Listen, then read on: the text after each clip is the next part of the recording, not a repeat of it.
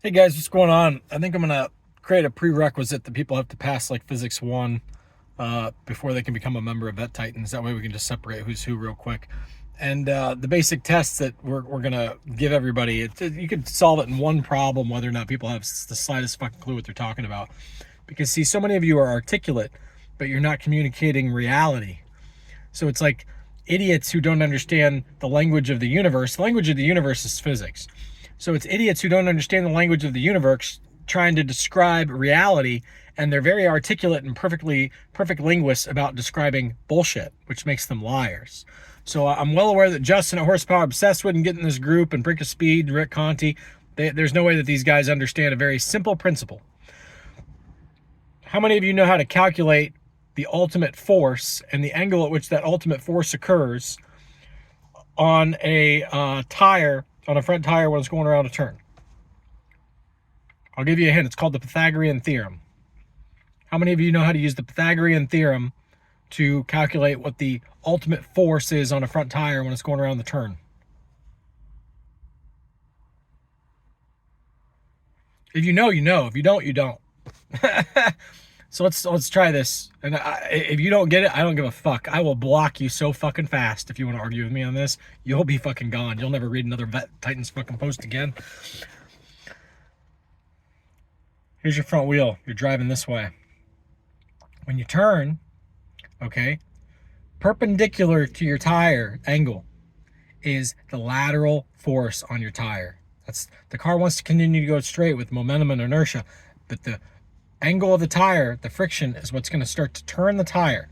Okay, there's a force there. There's a lateral G pointed in this direction, pulling, forcing the front of the car this way as that tire goes from straight to turned. So there's your lateral G force. Let's say that your tire's max mechanical grip is 1.3 lateral Gs. Okay? That's it. After that, the tire unhooks.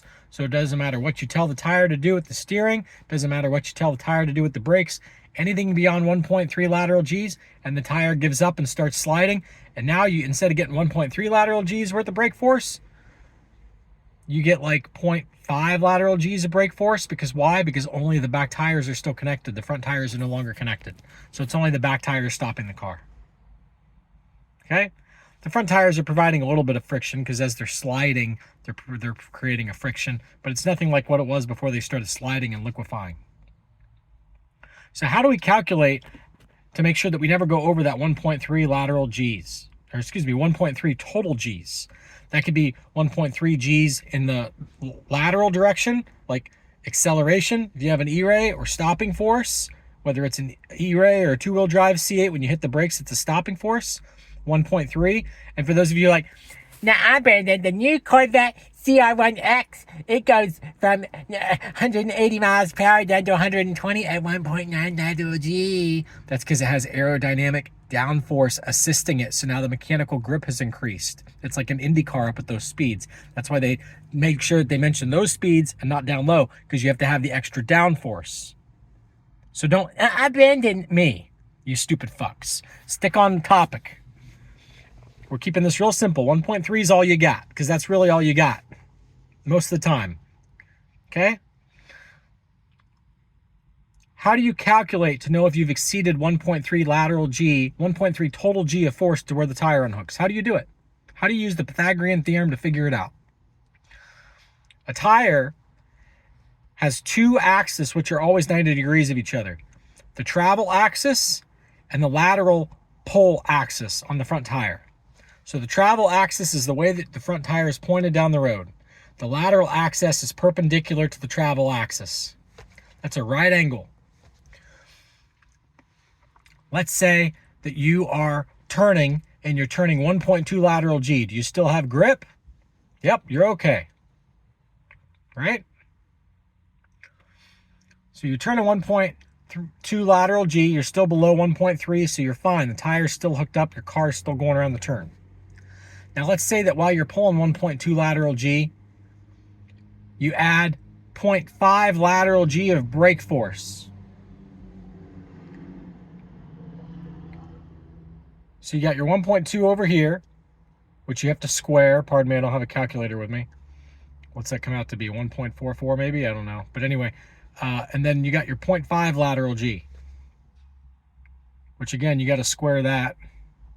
0.5 times 0.5, that's, what is that, 0.25? Because half of 0.5 is 0.25. So that gives you your 2 legs of your Pythagorean. Then you add those together, a squared plus b squared equals c squared. So we got 0.25 plus 1.44. So you're at, and I could be wrong on my math, so double check the actual basic math, but I'm doing the problem correctly. So 1.44 and 0.25, so you're at 1.64, 1.69. It's 1.69, then you got to take the square root of 1.69. I'll give you a hint. It's going to be right around 1.3. The point is, once you add enough braking force, like let's say you made your braking force 1 lateral G even on top of 1.2 lateral Gs, you will now be above the total brake force or the total tire grip of 1.3 lateral G. The tire is going to unhook. Why does this matter with the C8? What's the C8 do differently than a regular car? Because the C8 pulls the rug on your lateral. Instead of your tire having a total, how do I explain this?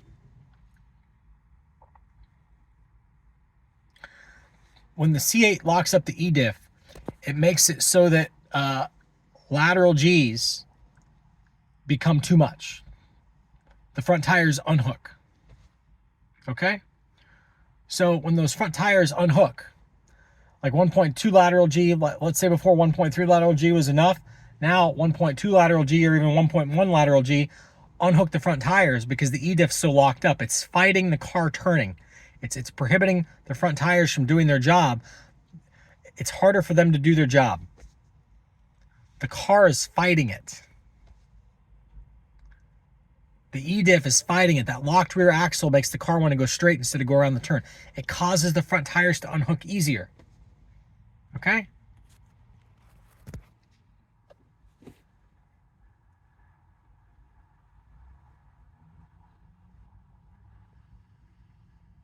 I gotta run because my friend's pulling in right now, but